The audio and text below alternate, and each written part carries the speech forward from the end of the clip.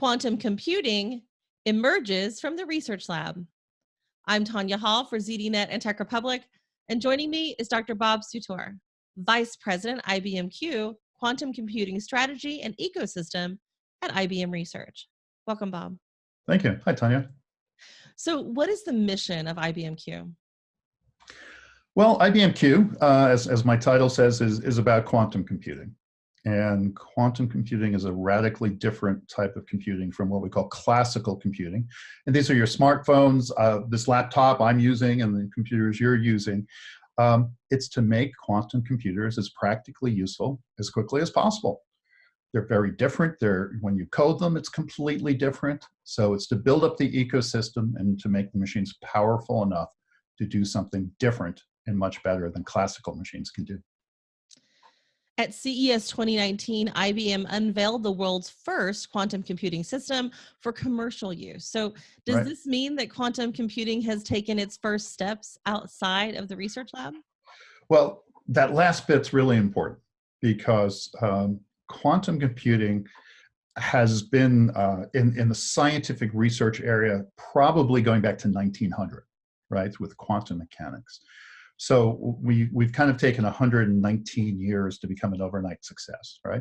A lot of what people have talked about with quantum computing, and we put up the first quantum computer on the cloud about 3 years ago, small quantum computers. People have worried about things like qubits, and they show chips, and they show labs, and all these types of things. But if you're a client, right? So let's say you're a bank, you're an automotive company, and something like this, and you're saying, look, I just want that power. I just want that computational ability of a quantum computer. I'm not going to buy one. They're not available on premise. I'm going to get it through the cloud.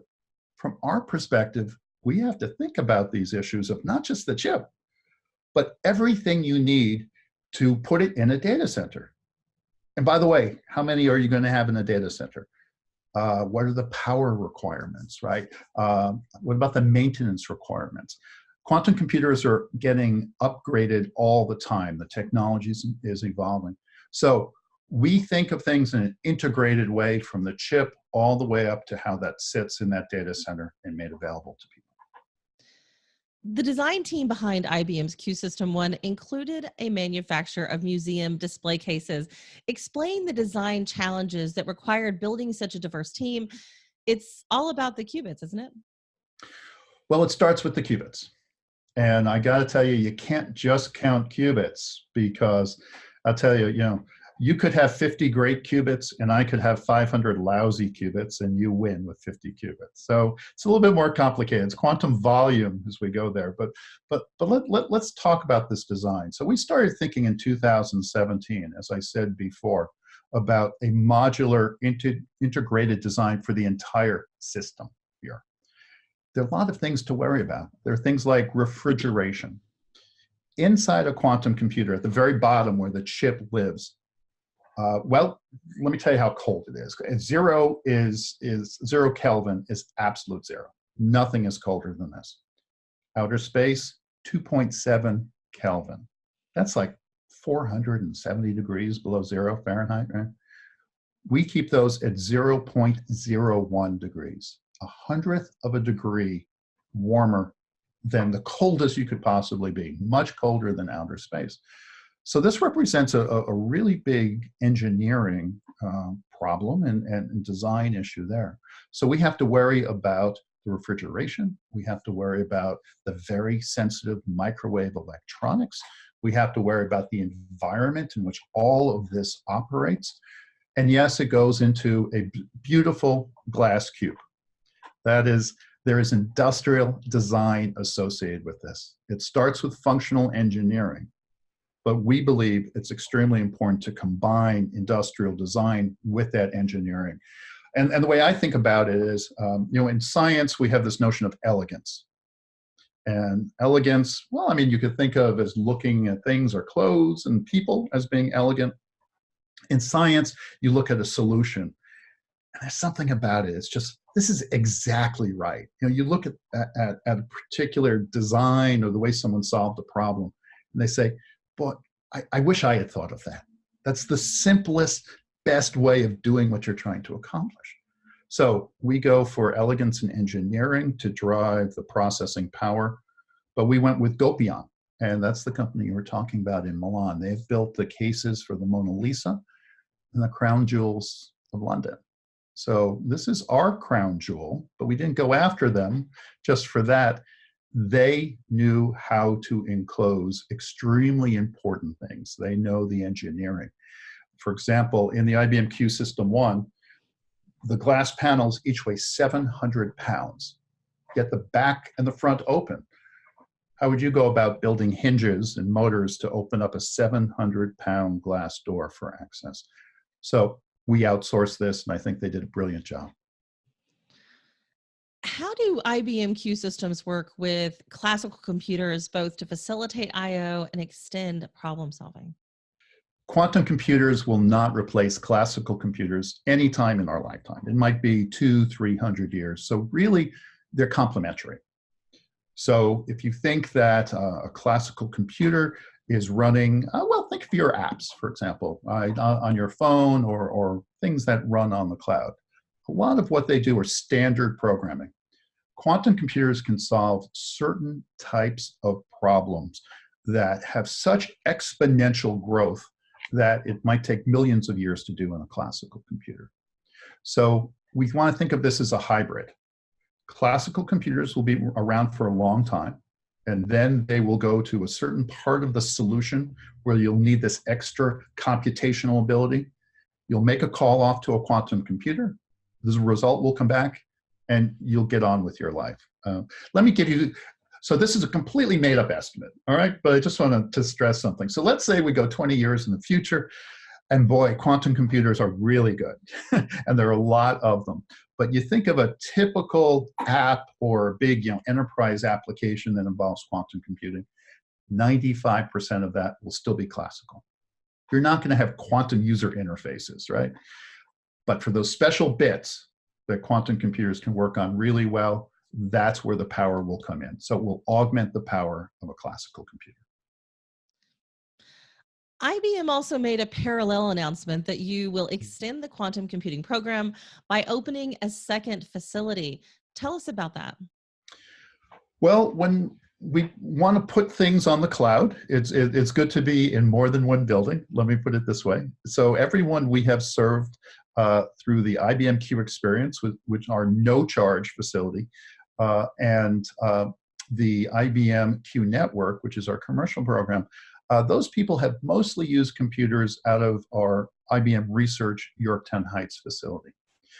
Second half of this year, we are going to be building a cloud data center for quantum computing in Poughkeepsie, New York. Now, I have discovered that not everyone knows what a Poughkeepsie is, even though those of us from the southern New York area are well familiar with it.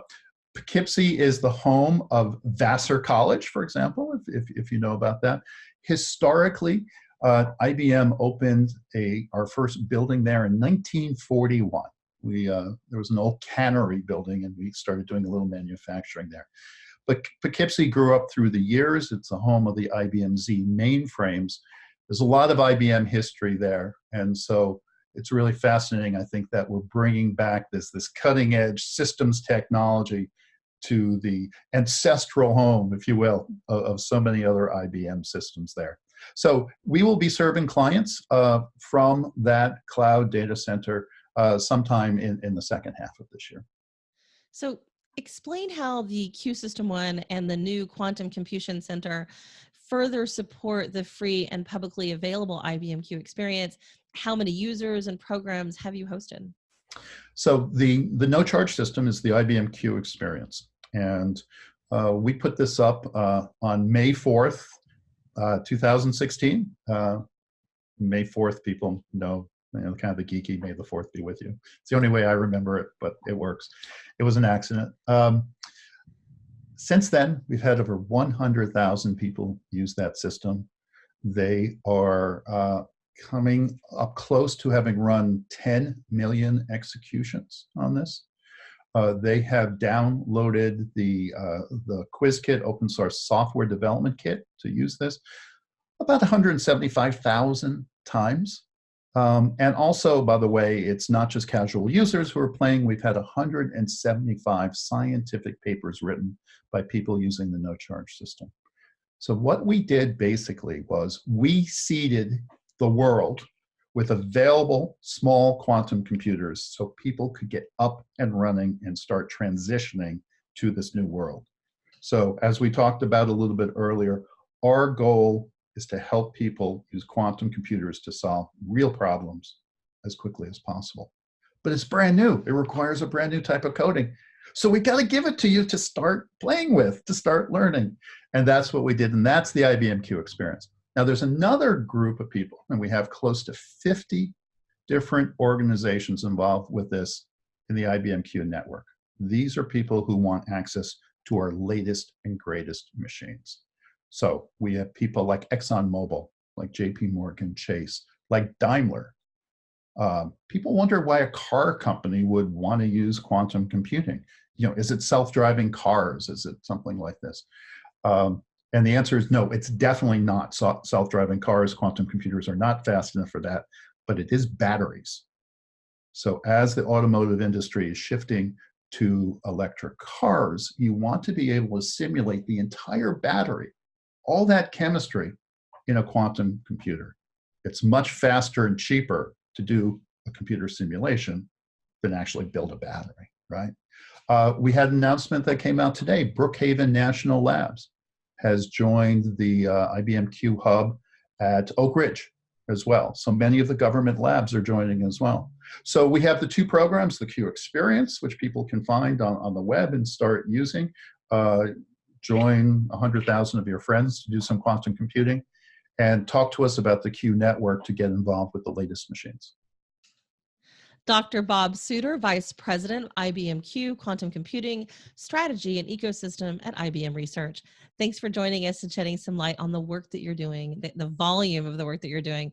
If somebody wants to connect with you and find out more about it, how can they do that, Rob? Easiest way is on LinkedIn. I'm Robert Sutor. I look forward to connecting with you. Absolutely. And if you guys want to find more of my interviews, you can do that right here on ZDNet or Tech Republic, or go to my website, tonyahall.net. Thanks for watching.